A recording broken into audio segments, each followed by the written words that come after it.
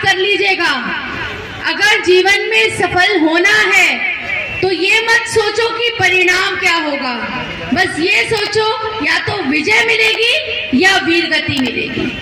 हार का कोई प्रश्न नहीं है।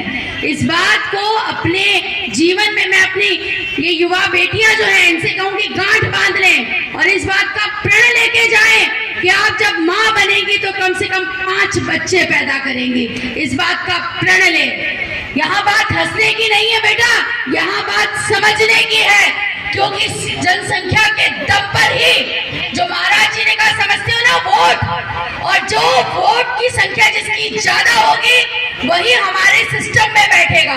इसको समझना पड़ेगा, इसमें शर्म की कोई बात नहीं है। मां बनना एक बहुत बड़े सौभाग्य की बात है, परंतु वीरों की मां बनना जो है इससे बड़ी बात कोई हो ही नहीं सकती है। इसलिए वीरों को जन्म दो और कम से कम 5 बच्चे जो गुरुदेव ने कहा उनको अवश्य पैदा करो। इसी के साथ में मैं एक बार फिर से बहुत आभार व्यक्त करती हूँ। सिर्फ 2 लोग और हैं हमारे बीच